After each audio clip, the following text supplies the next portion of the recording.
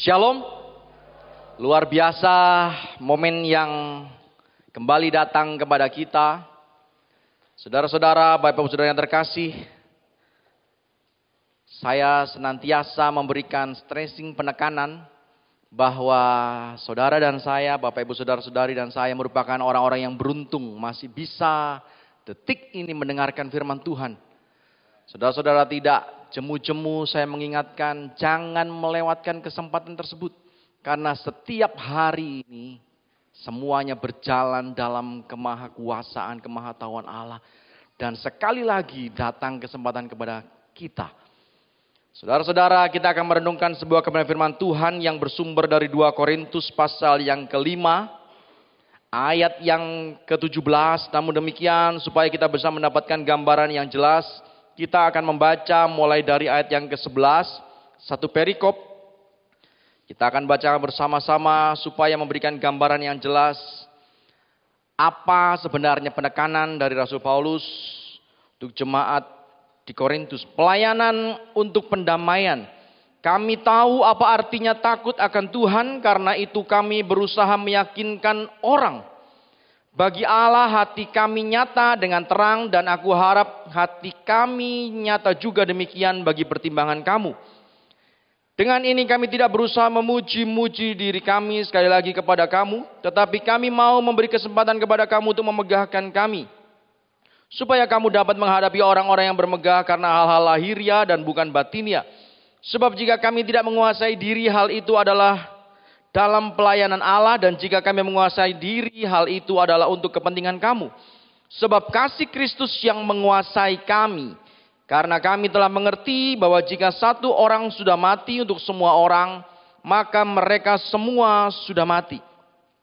Dan Kristus telah mati untuk semua orang, supaya mereka yang hidup tidak lagi hidup untuk dirinya sendiri, tetapi untuk Dia yang telah mati dan telah dibangkitkan untuk mereka. Sebab itu kami tidak lagi menilai seorang juga pun menurut ukuran manusia. Dan jika kami pernah menilai Kristus menurut ukuran manusia, sekarang kami tidak lagi menilainya demikian. Ayat 17 yang menjadi tema kita. Jadi siapa yang ada di dalam Kristus, ia adalah ciptaan baru. Yang lama sudah berlalu, sesungguhnya yang baru sudah datang. Dan semuanya ini dari Allah, yang dengan perantaraan Kristus telah mendamaikan kita dengan dirinya, dan yang telah mempercayakan pelayanan pendamaian itu kepada kami. Sebab Allah mendamaikan dunia dengan dirinya oleh Kristus, dengan tidak memperhitungkan pelanggaran mereka. Ia telah mempercayakan berita pendamaian itu kepada kami. Jadi kami ini adalah utusan Kristus, seakan-akan Allah menasihati kamu. Dengan perantaraan kami dalam nama Kristus kami meminta kepadamu, berilah dirimu didamaikan dengan Allah. Dia yang tidak mengenal dosa telah dibuatnya menjadi dosa karena kita, supaya dalam Dia kita dibenarkan oleh Allah. Nah, saudara-saudara, Bapak yang terkasih, momen yang luar biasa kalau teman-teman yang etnis Tionghoa kemarin baru saja merayakan tahun baru. Ya, saudara-saudara, tahun naga kayu gitu kan. Wow, saya melihat memang lagi-lagi yang ngetren adalah ramalan-ramalan kira-kira sio apa yang akan beruntung di tahun sepanjang tahun ini kan begitu. Mereka-mereka yang sio monyet, tikus gitu kan. Yang diramalkan menurut beberapa dari mereka akan beruntung. Nah, saudara-saudara, namun demikian kalau saya perhatikan sebenarnya tidak jauh berbeda dengan keyakinan, dengan kepercayaan atau etnis yang lainnya. Dengan embel-embel bahwa ya dengan catatan bahwa kita bekerja keras, dengan catatan tekun, dengan catatan ini dan seterusnya. Hal yang biasa sebetulnya kan. Ya walaupun sionya apapun, kalau misalnya tekun, kalau misalnya bekerja keras, lumrah, pasti beruntung kan gitu kasarannya. Nah, saudara-saudara, ada hal yang menarik yang kita pelajari bersama pada pagi hari ini, menjadi ciptaan yang baru. Menjadi ciptaan yang baru yang ada di dalam ayat yang ke-17. Jadi siapa yang ada di dalam Kristus, ia adalah ciptaan baru. Yang lama sudah berlalu, sesungguhnya yang baru sudah datang. Nah, saudara-saudara, ada 3 hal yang sangat sederhana yang ingin saya bagikan pada pagi hari ini. Saya percaya bahwa hal-hal yang sederhana tersebut bisa menjadi pegangan kita bersama untuk menghidupi hari demi hari bersama dengan Yesus. Kalau kita perhatikan di dalam satu perikop ini, saudara yang belajar lebih jauh, menarik lebih luas. Saudara akan belajar bahwa pada masa itu Rasul Paulus sudah menghadapi gereja yang cukup baru. Demikian pula banyak permasalahan di antaranya. Dan menjadi tekanan atau stressing di bagi Rasul Paulus di ayat 17 ini. Ya. Jadi siapa yang ada di dalam Kristus menjadi poin yang utama. Siapa yang ada di dalam Kristus. Saudara, ayat ini merujuk kepada bagian yang terakhir dalam ayat 21. Apa sih maksudnya ada di dalam Kristus? Yang lalu saya pernah menyampaikan kepada firman Tuhan terkait dengan adoption. Saudara, ini hal yang luar biasa bahwa seharusnya kita tidak layak namun dilayakkan. Berita firman Tuhan dengan sangat luar biasa secara gamblang. Yang lalu saya sampaikan bahwa kalau kita akan diadopsi, ya, seorang yang akan mengadopsi seorang anak misalnya di panti asuhan tentu memilih yang terbaik. Itulah sebabnya mereka-mereka, teman-teman, adik-adik yang tidak seberuntung kita misalnya, mereka diberitahu bahwa akan ada yang mengadopsi, sehingga hari itu mereka siap-siap, yang tidak mandi-mandi, dan semuanya berlaku dengan sangat baik. Sehingga ketika datang calon orang tua asuh, mereka sangat sopan dan seterusnya. Dan inilah yang kemudian menjadi pilihan yang tepat. Oh, karena tampaknya manis, wajahnya segar, sopan, maka saya memilih misalnya seperti itu. Namun berita yang sangat luar biasa justru datang kepada setiap kita karena dalam keberdosaan kita Allah memilih kita. Saudara-saudara, saudara dan saya dipilih bukan karena prestasi rohani. Oh, ini rajin ke gereja, tidak pernah terlambat, maka saya memilihnya sebagai anak saya. Oh, ini dari generasi ke generasi, orang tuanya, kakek neneknya semuanya Kristen cinta Tuhan, maka saya bukan seperti itu.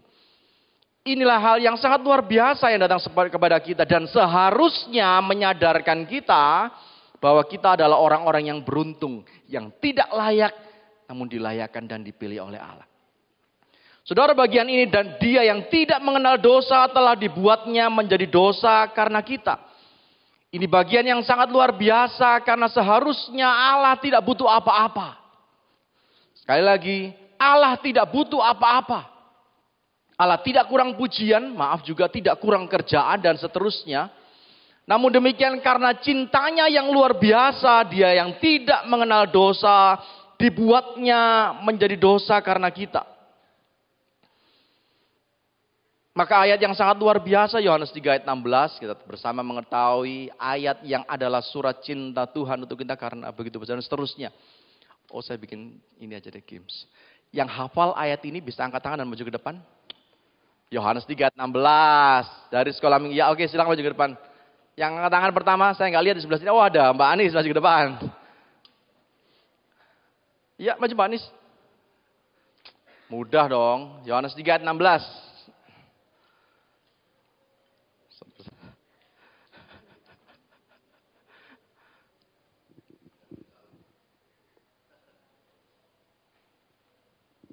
Yohanes 3 ayat 16, karena begitu besar kasih Allah akan dunia ini sehingga ia telah mengaruniakan anaknya yang tunggal supaya barang siapa yang percaya kepadanya tidak binasa melainkan beroleh hidup yang kekal. Oh, luar biasa, dapat angpau. Saudara-saudara yang merupakan bagian yang sangat penting dari kekristenan, Yohanes 3 ayat 16 yang saya sampaikan berulang-ulang. Ya. Karena Allah sangat amat mengasihi isi dunia ini sekali dalam bahasa aslinya. Ya, karena begitu besar kasih Allah. Karena kita tidak mengenal grammar yang semacam itu. Ya, bisa-bisa ditertawakan kalau yang lain menuliskan karena Allah sangat amat mengasihi isi dunia ini sekali. Karena harusnya diterjemahkan seperti itu. Sangat amat sekali tidak dikenal dalam tata bahasa Indonesia. Sehingga ditulislah karena begitu besar kasih Allah. Namun seolah-olah mengaburkan subjek predikatnya. Harusnya ada Allah subjeknya, predikatnya mengasihi. Dan ada keterangan sangat amat sekali. Dan itu sangat luar biasa. Itulah sebabnya di bagian yang pertama jelas. Ya, di ayat 17 tadi dikatakan, jadi siapa yang ada di dalam Kristus. Batasan yang pertama adalah ada di dalam Kristus. Maka saudara-saudara, ketika firman Tuhan ini datang kepada kita, hal yang pertama adalah kita mengoreksi sudahkah kita ada di dalam Kristus. Sangat sederhana. Sudahkah kita menyadari bahwa dia yang tidak mengenal dosa, kalau dalam perikop ayat 21, dibuat menjadi dosa karena kita. Saya ulangi, dia yang tidak mengenal dosa telah dibuatnya menjadi dosa karena kita. Oke, saudara-saudara berangkat dari satu pemahaman bahwa apa yang dikerjakan Kristus itu adalah karena kita. Itu dulu. Sampai di situ kita menyadari bahwa kita ada di dalam Kristus atau tidak. Ketika kita tidak memiliki pemahaman bahwa sebenarnya semuanya dia lakukan yang terbaik untuk saya. Maka sesungguhnya kita sedang berjalan di jalur yang tidak benar. Kita tidak menyadari bahwa sebenarnya hari demi hari yang Yesus kerjakan yang luar biasa itu semuanya karena kita. Sama sekali tidak ada kepentingan Yesus atau Allah yang kita sembah ini untuk apa lagi?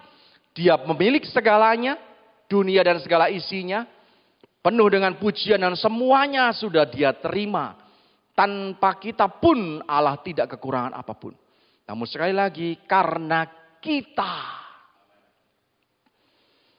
Saudara-saudara, ketika kita mendengar firman Tuhan ini,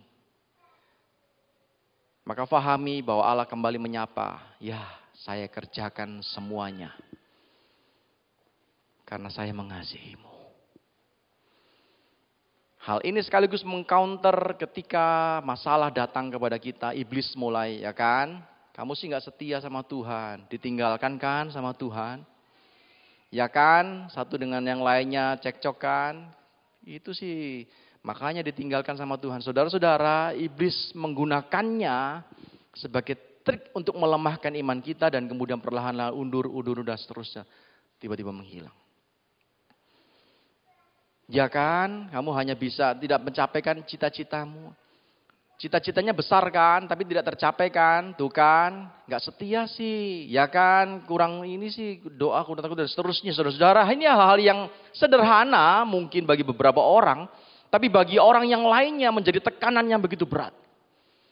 Ya, saya mengajar kelas etika Kristen. Ya.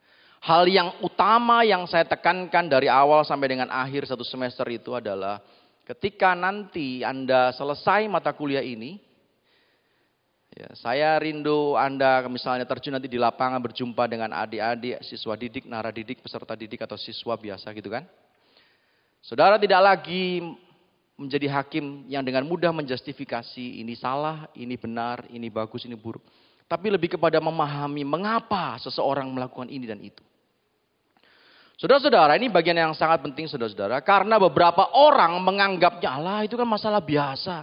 Masa gitu aja, ya iya bagi Anda itu masalah biasa. Tapi bagi yang bersangkutan, bisa jadi ini masalah yang sangat luar biasa gitu.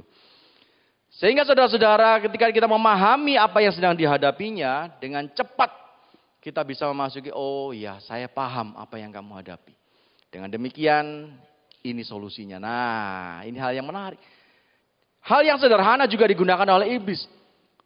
Hal yang biasa bagi orang lain, buat si ini saya tahu ini masalah yang luar biasa. Maka diberikan penekanan yang luar biasa.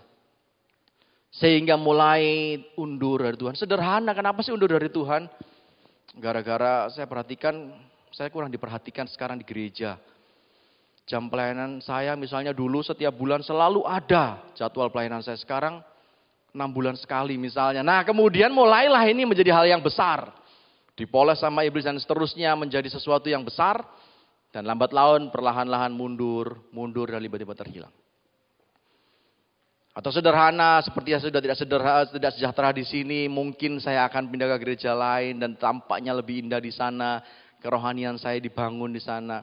Seolah-olah iblis mengemasnya dengan sangat baik. Tapi saudara-saudara tentu tahu bahwa kita digembalakan, kita bertumbuh di suatu jemaat lokal, itu jauh lebih baik. Walaupun di situ banyak masalah, beberapa kali kita bergesekan. Namun saudara tertancap, ya unsur-unsur hara itu diserap semuanya. Kadang-kadang mungkin tidak mengenakkan, ada juga yang enak. Dan itu membuat kita bertumbuh dan semakin kuat. Berbeda dengan, masalah dikit cabut lagi. Buat kayaknya kurang indah di sini, saya pindahkan lagi. Ini gambaran buat yang pindah ke sana lebih indah kayaknya. Pindah lagi, taruh di ruang tamu, enggak di kamar, dapur dan seterusnya. Setahun kemudian kok tetap segini-segini aja. Sementara yang di situ, yang dibiarkan kadang-kadang maaf, ada kucing pipis di situ dan segala macamnya. Gambaran hal-hal yang tidak mengenakkan yang datang kepada kita misalnya, kok dia makin tumbuh besar malahan. Saudara, sekali lagi perhatikan bahwa dalam ayat yang 17, jadi siapa yang ada di dalam Kristus?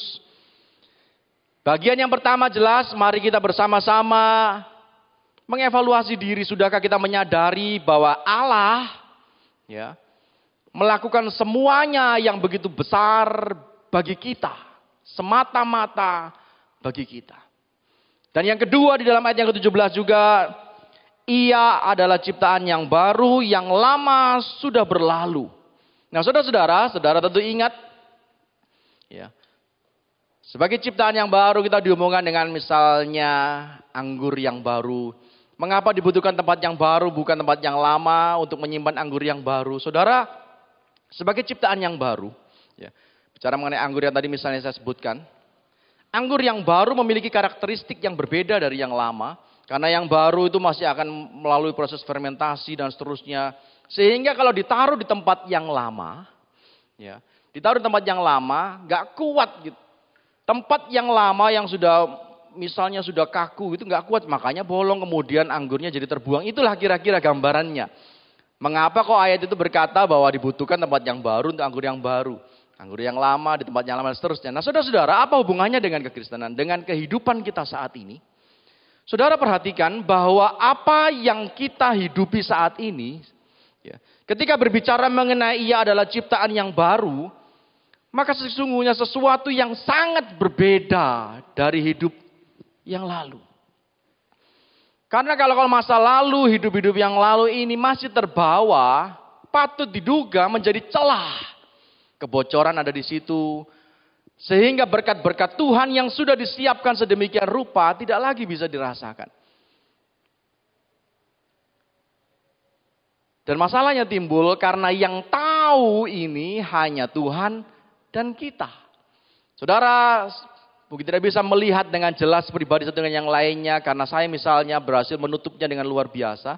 Namun sekali lagi semuanya terbuka di hadapan Allah. Demikian pula dengan kehidupan kita semua. Satu-satunya yang tahu adalah Allah dan kita. Dan Roh Kudus mulai mengingatkan, ya ada bagian-bagian tertentu yang adalah produk dari masa lalu. Dan disinilah letaknya kenapa selama ini tidak bisa menikmati berkat Tuhan. Karena kebocoran terjadi di situ yang harusnya kirbat yang baru. Ya. Hidup yang baru ini menghidupi sesuatu yang baru tidak lagi ada indikasi dari hal-hal yang lama. Namun ketika kita masih mempertahankannya, disitulah tempat ini kok kayaknya bagus tapi kok nggak bisa menyimpan ya. Teliti lagi, oh rupanya ada kebocoran di pojoknya. Nah macam seperti inilah kira-kira gambarannya. Ia adalah ciptaan baru yang lama sudah berlalu. Sekali lagi saudara-saudara Bapak yang terkasih, hal yang sangat sederhana pagi ini saya datang. Firman Tuhan kembali menyapa kepada kita dan menjadi koreksi bagi setiap kita, saudara dan saya. Ya, firman Tuhan adalah pedang bermata dua.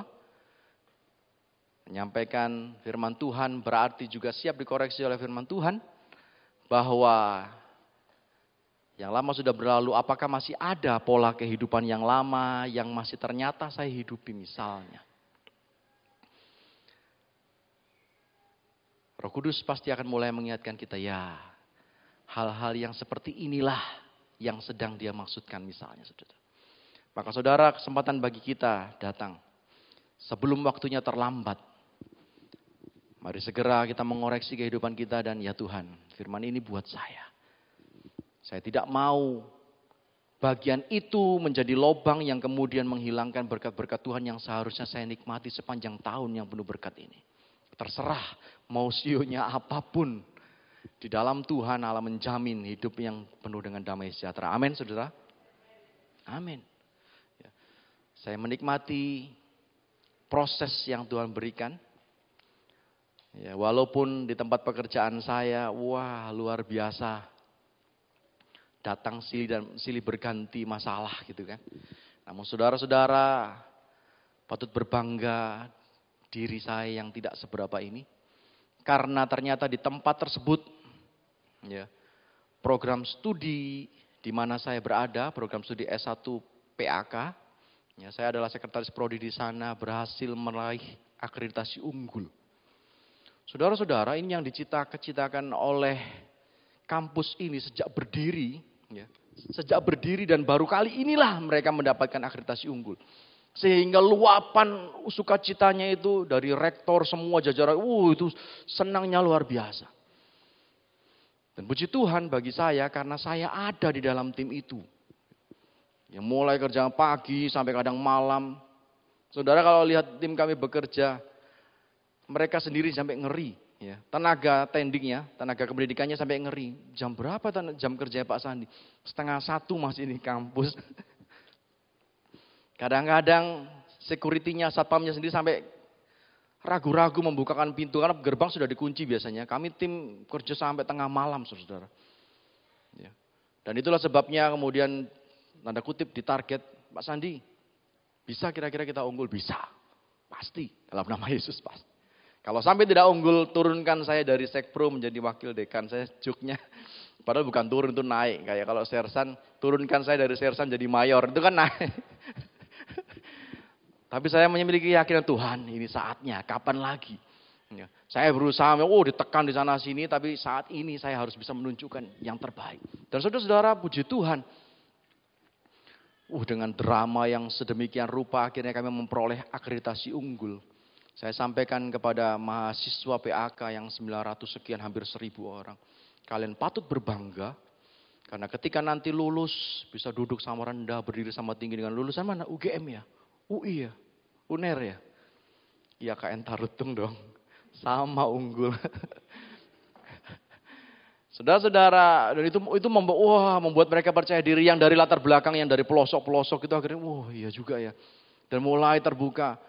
Saudara dan saya adalah jawaban doa. Saya sampaikan kepada mereka, saudara bisa bayangkan saya keliling ke beberapa sekolah. Saya keliling ke beberapa sekolah dan sekolah-sekolah tersebut sangat amat disayangkan belum memiliki guru agama. Saudara bisa bayangkan karena belum memiliki guru agama, anak-anaknya, waktu pelajaran agama yang lain mereka mondar-mandir ke sana sini segala macam. Akhirnya guru, udahlah daripada lari-lari udah di sini aja lah. Dengarkan Bapak bercerita. Toh kalian di belakang nggak apa-apa deh dengar, yang penting nggak lari-lari mengganggu yang lainnya. Akhirnya terpaksa tanda kutip mendengarkan pelajaran agama yang lain. Yang ini bukan 1-2 orang, banyak yang sudah mengalaminya. Sehingga mau tidak mau tanda kutip firman itu datang kepada mereka, firman yang edisi yang lain. Sehingga tertancap di otak mereka dan kemudian sore-sore ibunya bisa, kok kamu bisa hafal ayat itu nak? Iya kan saya sekarang ikut pelajaran agama yang lain. Dan orang tua semacam inilah yang menangis setiap hari. Tuhan kirimkan guru agama di sekolah anak saya. Dan saudara-saudara perlu tahu, saudaralah jawaban doa bagi orang tua tersebut. Sehingga suatu ketika saudara masuk kelas dan puji Tuhan saya menjadi guru agama yang baru ditempatkan di sini. Orang tua, inilah jawaban bagi doa. Saudara bisa bayangkan. Padahal mohon maaf, tampangnya aja nggak pantas jadi guru agama. Dan mereka, mulai Pak Sandi. Namun saya membesarkan hati mereka bahwa walaupun dari desa, pelosok dan semua, saudara-saudara yang rumahnya di sini, toiletnya di luar dan agak jauh itu masih banyak di sana. Rumahnya di sini, di bawahnya adalah kandang kerbau. Saya masih menjumpai hal yang semacam itu ketika anak mereka PPL. Bahwa apa ya Bu? Oh iya di bawah kandang kerbau. Sekali lagi saya besarkan, Anda adalah jawaban doa. Dan kami memprosesnya. Tidak ada alasan bagi kami untuk memperlama Anda di sini. Segera lulus. Mereka sudah mengharapkan jawaban doa tersebut. Segera lulus, kemudian ditempatkan dimanapun. Dan saat itulah mereka bersuka cita karena jawaban doanya sudah datang. Saudara-saudara, ini adalah ciptaan yang baru. Dan sekali lagi kesempatan kepada kita untuk menghidupi firman Tuhan ini. Karena kitalah yang paling tahu di manakah celah dari hidup ini. Yang tanpa kita sadari masih saya tutupi. Masih produk yang lama dan saya bawa sekarang. Dan di bagian yang terakhir, poin yang ketiga. Poin yang terakhir, sesungguhnya yang baru sudah datang. Ayat ini merupakan terjemahan dari dan lihatlah. Behold. Apa artinya? Konteksnya berbicara mengenai sesuatu yang bisa dilihat oleh orang lain. Ayat 17, sesungguhnya yang baru sudah datang. Sesuatu yang produk yang baru ini bisa dilihat dan dirasakan oleh orang lain. Ini dia poin di bagian yang terakhir. Dengan demikian kehidupan yang kita hidupi, hidup yang baru ini seharusnya dapat dilihat dan diteladani oleh orang lain.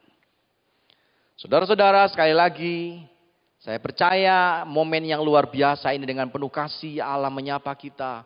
Sudahkah hidup kita bisa diteladani oleh orang lain? Atau jangan-jangan karena kitalah yang seharusnya saya ingin minggu depan ke gereja, hati saya sudah sangat tergerak. Tapi ketika hari Sabtu saya melihat Bapak ini, kok kayak gitu, serem sekali. Enggak, udahlah, saya urungkan aja niat saya misalnya. Justru jadi batu sandungan, wah cilaka kalau yang semacam ini. Tapi ketika dengan melihat kehidupan keluarga si A, si B, kehidupan bapak ini, ibu ini, adik ini, dan seterusnya. Kemudian ya ampun, enak sekali ya hidup di dalam Tuhan. Menggetarkan hati saya, menggerakkan kayaknya inilah yang saya cari. Yang selama bertahun-tahun saya hidup, tidak ada damai. Dan ketika melihat ini, uangnya biasa-biasa aja, kayaknya lebih banyak saya. Tapi kok bisa nyantai.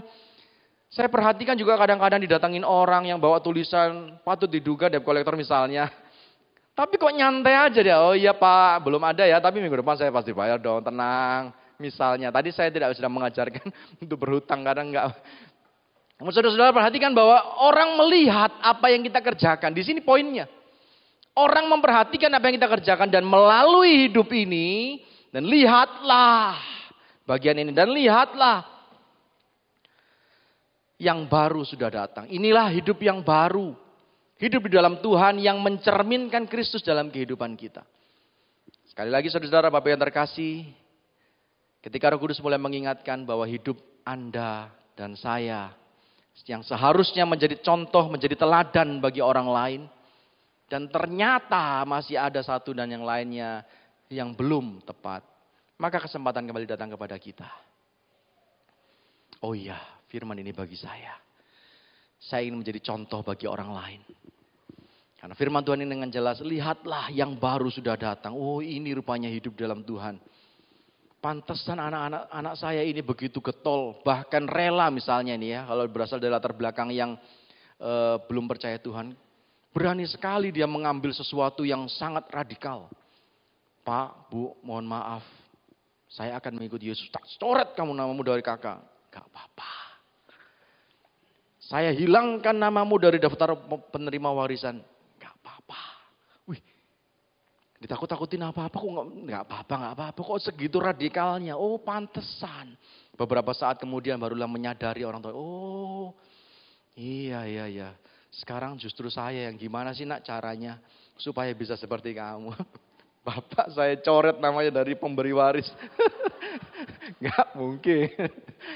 Tapi sekali lagi saudara-saudara, hidup yang baru ini dapat dinikmati, dilihat oleh orang-orang lain yang ada di sekitar kita. Saya mengundang para pemain musik maju ke depan.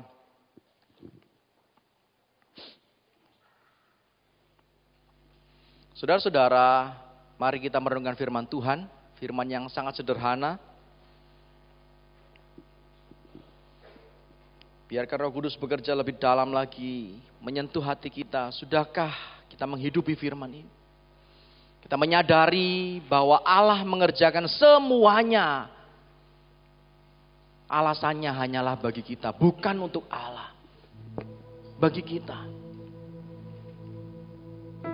Yang kedua, sudahkah hidup ini sepenuhnya adalah hidup yang baru, yang tidak lagi terindikasi hidup yang lama yang patut diduga akan membuat berkat-berkat Tuhan hilang.